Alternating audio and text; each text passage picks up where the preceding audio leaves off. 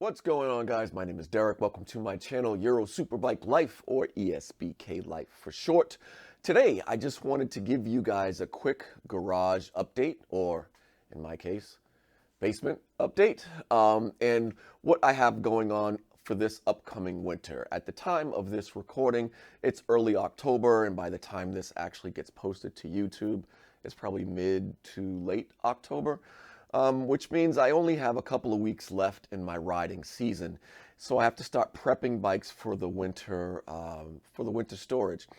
And this winter, unlike last winter, I have a few things going on that I want to share with you guys. I have some bikes parting, possibly some bikes coming in. Wanted to share that with you, so let's take a look.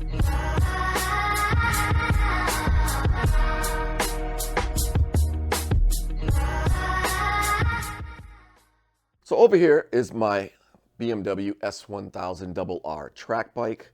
If you guys have been following me, my last video, we completely overhauled the front brake system. We put our Brake Tech rotors on here, some M50 monoblocks. We put a Brembo 17 RCS on here, and we actually installed our friend Turbo brake pressure switch that I have now removed. I'm waiting for eyelets to come in. I ordered them in different angles. This is 90. I think I ordered them in 45, 60, and like 15 or something like that. So I'm waiting for those to come in. But we overhauled this, but right now what I'm doing is some cosmetic stuff, so pretty minor stuff, but also a few major things. We're going to be doing a Bren tuning velocity stack and grommet upgrades. So these are the stock OEM grommets. Here are the new ones, and you can see that the new Bren tuning units are a lot lower and firmer, where these are rubber and they collapse. These are firm, and you can't see, this is the donor airbox. I'll talk about that in a second.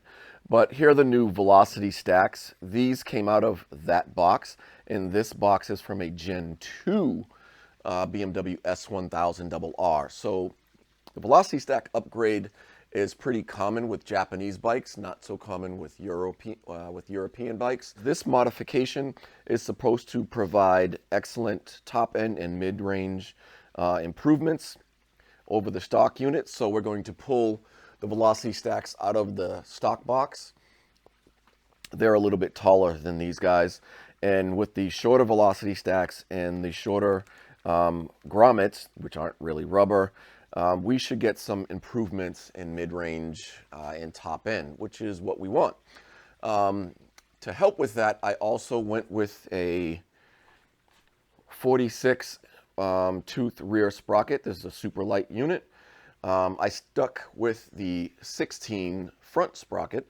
So I'm running 1646 right now. I was running 1643. And the bike was a little sluggish out of corners. Great top end down the straight, but a little slow out of corners. So I'm hoping this will help. But we may need to change the suspension because now, as you could see before with the 43, I was adjusted all the way back on the Litech adjusters. Now I'm a little bit forward, maybe a ½ inch or so, maybe not quite. But that means the wheelbase is shorter, which means this suspension probably needs to be tweaked a little bit, the geometry, because it's probably a wheelie machine right now. So yeah, to go along with the Bren tuning velocity stacks, you can't just do this modification by itself and run with it. It actually needs some type of fuel tuner, like a Power Commander PC5 or BAZ or something, or ECU flash. So we're going to combine this with the Bren tuning handheld ECU flash. I don't know if I'm going to go with stage 1 or stage 2. We'll have to figure that out. But that's coming later this winter as well, so there'll be plenty of videos on that and how we go about getting these velocity stacks out of that box. By the way, if anyone needs a empty Gen 2 airbox, hit your boy up. So we'll probably be getting rid of that thing as well as some other parts. So hawking my wares here on YouTube. I have some things for sale. I have my CRG RC2 levers for Gen 1 and Gen 2 S1000RRs. I have some mirror block offs for the Panigale V4. I am parting ways with this Start Next / Moto D PZRacing lap timer. And lastly, my Pro Shift Auto Blipper. I'm parting ways with that, and we are going to replace it with this. This is the Shift Power Unit. The Pro Shift was just an auto blipper. It was a one-trick pony, didn't do anything else, didn't provide anything else. It took a while for me to get it installed properly, set up and configured properly. And once I did, it worked well, but it was just an auto blipper. Whereas the Pro Shift replaces the stock quick shifter, as well as adds an auto blipping downshift. It also adds launch control, a pit lane speed limiter, and an auto blip warm-up. So I don't know if you guys have watched World Superbike or MotoGP. When the bikes are in the pit, then there's a tech just sort of standing there, blipping the throttle, blarm, blarm, blarm, blarm, blarm.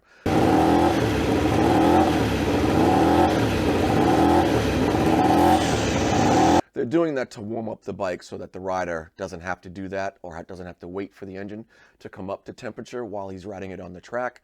The Shift Power Unit has the feature that it will do that for you. With the other bikes, I'm primarily getting them ready for winter. Now, you guys may have noticed that there is a bike missing. The Aprilia RSV4 factory has a new home. Around a month or two ago now. It's probably been close to 2 months. Yeah. I parted ways. I sold it. I simply wasn't riding it. So I have two street bikes, the Ducati Speciale, and then my rec bike rebuild, MV Agusta F4RR Corsa Corta. I have those two, and I also had the Aprilia RSV4. And living out here in the Northeast, part of the United States, I'm actually in New Hampshire to be specific. The riding season is only about 6 months. It's from May to end of October. So my last riding day is actually Halloween. So it's about 6 months long, and because I work during the week, I don't do YouTubes full time. I work during the week. My only riding time is on the weekend. So if you add up all of the weekends, all of the days for 6 months, you subtract half of them because half of them get rained out. You subtract another % where I'm actually doing track days. I'm not out riding with my buddies and friends and so forth. And then you figure in days where I'm with my wife and family just doing things. It's only about 9 days that I have to ride, plus or minus 4 or 5 days. So that makes my riding season for riding streets with my buddies and stuff 5 to 13 days-ish. And I was having a hard time justifying having 3 street bikes for 13 days of riding total for the year. And in actuality, I'm only really riding my Speciale for the last year and a half. And I have not ridden that bike 13 times this year. And again, my riding season is down to about 3 weeks right now. And I have serious doubts as I'll ride much in the next 3 weeks. I'll probably take it out once, maybe twice. And I'm debating whether I actually hit 10 riding days this year completely. So justifying having 3 street bikes was difficult. So I own all of these bikes. They don't cost me anything in terms of payments or insurance or anything like that, unless I'm riding them, of course. But they were depreciating. So vehicles, motorcycles, bikes, cars, trucks, whatever, they're depreciating items. So every day they sit here and I'm not riding them, well, regardless of whether I'm riding, they depreciate. They're losing value. And the Aprilia was losing value, so I figured, let's part ways with it. I can do some other things with those funds, and maybe someone else can have some enjoyment. The bike can actually get used, and it's not just sitting here in my basement. So yeah, I parted ways with with that particular bike. I pseudo replaced it with my electric, my e-bike. This is an Enkei Billy e-bike. Not really replaced it, but I use that primarily now as a pit bike as I'm at the track, and I'm, your boy is 50 some odd years old, and I get tired walking around the track. So I use that to get around the track while I'm doing my track days. Will there be anything else coming in? Will there be anything else going out? And the answer is yes and maybe. So I'm thinking of parting ways with my B track bike. This is my 2010 MV Agusta F4 1000. I'm thinking of parting ways with this bike probably before the next riding season. The reason is I already have a leader bike. This is also a leader bike. And this is my primary bike. I don't think this is going anywhere. We'll talk about that. I don't think this one is going anywhere anytime soon. And I'm looking to get something smaller, lighter, a middleweight bike, something in the 600 to 800 cc range. And if it's a Ducati twin, maybe a 955, something, you know, Panigale V2 maybe, I don't know.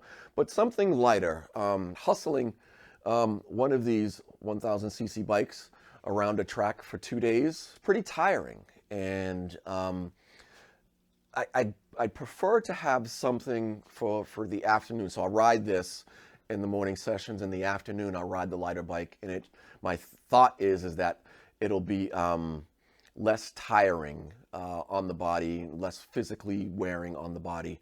And I can just go out and have some fun. So I may part with that bike and replace it with something else. I really have my eye on an MV F3800, not the newer bike, because I have a hard time justifying 30 grand for that bike, and then going to put it on the track. I don't think that's a $30,000 bike, particularly when it doesn't come with Öhlins front suspension or anything like that. So maybe like a, I don't know, 13, 14, 15 F3, or like I said, maybe something else, maybe like an Aprilia 660. Those seem to be really, really popular right now and fun lightweight track bikes. Or again, maybe like a Ducati V2 or something a little bit older, 959 or something along those lines. I don't know. Maybe if a Yamaha R6 pops up, there are billions of those all over the place. And I know it's not Euro, but it may fit the bill. So we'll see. I don't know if I'm going to do that right now, but that's what I'm thinking. The Speciale isn't going anywhere. I love it. It's not going anywhere. The Rec Bike Rebuild F4 isn't going anywhere. I have a lot of blood, sweat, and tears. There's a lot of history with me in this bike and building it, getting it to this point. So I couldn't see myself parting with it. I may, in fact, add some carbon fiber wheels back to this bike. As you guys know, I sold my BSTs and swapped them for ThyssenKrupp wheels to put on the Panigale. But I might get another set of ThyssenKrupps or maybe a set of BSTs or Rotobox to put on this bike, because I really do like it. It's fun, it's light, and I enjoy owning and riding that bike. This bike, the question is what to do with this bike. Do I hold on to this bike long term? Do I part ways with it? Do I do some other things? Why are you asking that? With all the work that you put into that bike, Derek, that you continue to put into that bike, why would you consider getting rid of it? Well, the bike is 11 years old. It's not getting younger. And while it can keep pace with anything on the track right now, I don't have any problems running with bikes like that, or the new R1, or the new S1000RRs. This bike is plenty fast, but it is getting old.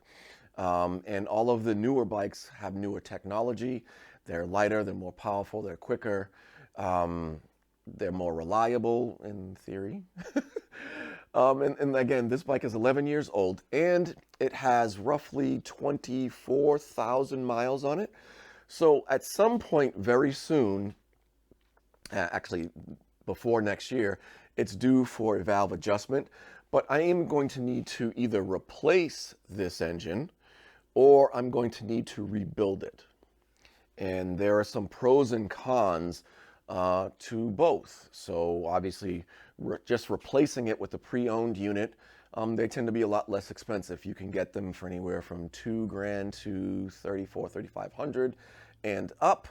And you could just yank one out, put one in, and we're ready to go. The problem on the downside is you don't know what you're getting. The previous owner can tell you that all of the cylinders are good compression within spec, and you get it and you find out that it's not, or something else is wrong with it. Timing chain is off, or who knows how. You just don't know what you're getting with that. Now with rebuilding it, you know exactly what I'm starting with, or I know exactly what I'm starting with, and I'll know exactly what I'm getting, and I can build it to my specs. So I could build it back to stock specs, or while it's all out of the bike and apart, I could do some head work. I can do more aggressive cams. I could do some other things with it. However, on the downside is that's going to be expensive. I think a rebuild starts around $4,500 and goes up depending on what it is you're looking to do. So I don't know. Do I spend $5 grand to rebuild this guy? Do I spend $3 or $4 grand to just buy a new bullet and drop it in? Do I just sell it and get something else? I don't know. I haven't decided yet, but I'm enjoying owning the bike. I'm enjoying tweaking the bike. So right now I have it. I'm going to hold on to it, but long term, not sure what I'm going to do. Now, a lot of you may be asking, Derek, why is it you doing all these modifications to the bike? Do they actually make you faster? Blah, blah, blah, blah, blah. All of that is a lot waste of money. And yeah, it probably is. And no, it doesn't make me any faster. In fact, if this bike was bone stock with street tires on it, I probably wouldn't be any slower or faster or anything. I'm just not that fast. I'm okay with that. I'm 52-ish and going up years old, and I enjoy doing track days, and I do this for fun. I am super competitive, but it's primarily for fun. But I enjoy tweaking and wrenching on my bikes. It's what I enjoy doing. And I like taking something stock and modifying it, making it unique, personalizing it. And that's what I enjoy doing. So these modifications here probably won't make me any quicker, won't make me any faster. They will make my pocket lighter. But overall, it's just something that I enjoy doing. And so that's why I do this stuff. So prepping all of these bikes for the winter. This bike just came out of a complete detail, so completely washed down everything. The chain is all nice, squeaky clean, got all the oil off of it. Bike is clean and ready to go. I just need to fill that tank, put some Sta-Bil in it, run it for a little while, and then it'll be ready for storage. Now, how you guys prep your bikes for the winter will depend, and they're all a little bit different. Here in my garage, this is, I won't say it's climate controlled, but it is a heated garage. It never, even if the garage has radiant floor heating throughout it. So I can, warm this area up to like 70 degrees or warmer if I really wanted to. But even if I don't turn it on, this area of the house stays above 50 degrees, never drops below 50. It doesn't make any difference really how cold it gets outside. It doesn't even begin to approach freezing, which means I don't have to run my bikes with antifreeze. I can leave the distilled water and water wetter or Mocool or whatever it is I happen to be running in the bikes in them all winter long. If your bikes don't do that if they're in an area where it will in fact drop below freezing, then you have to, your winterizing, your prep is probably a little bit different than mine. I do need to change the oil on the Panigale, and oil and filter, it is due, so I'll be doing that in the next week or two.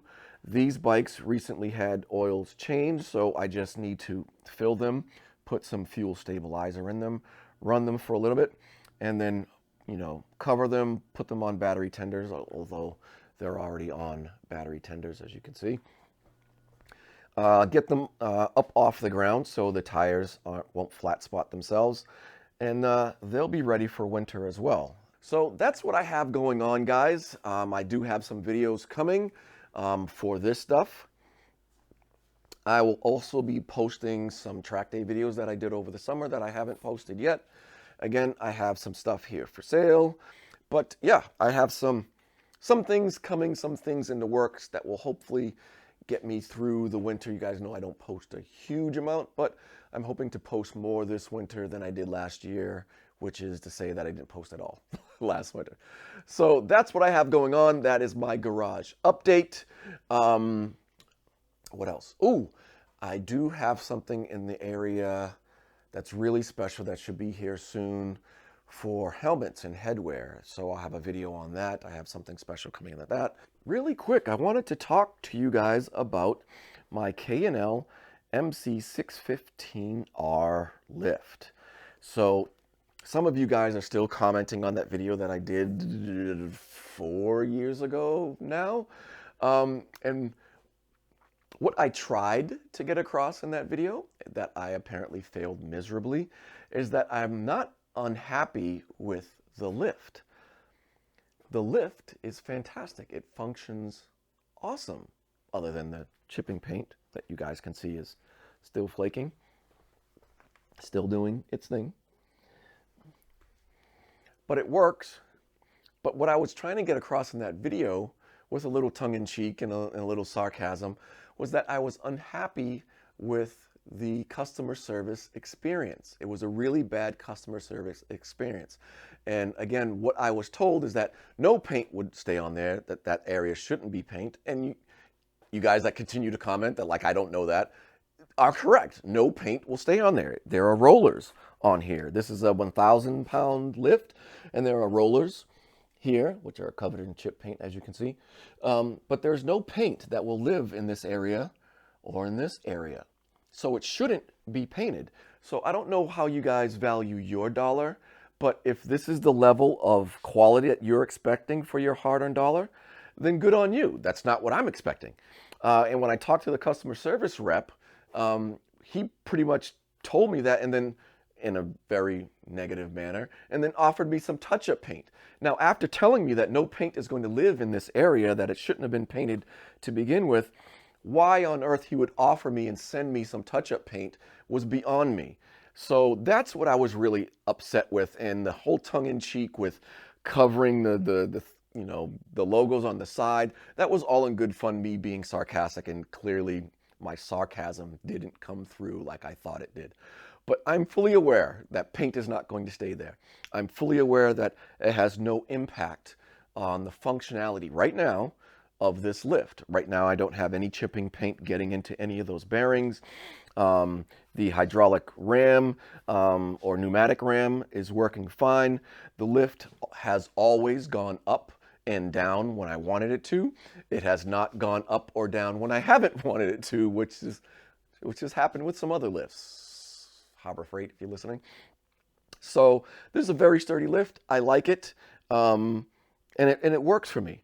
I am just very unhappy with the paint on it in that area, and more unhappy with the customer service that happened. So that's what I was trying to convey. So if you're going back and watching some of my old videos,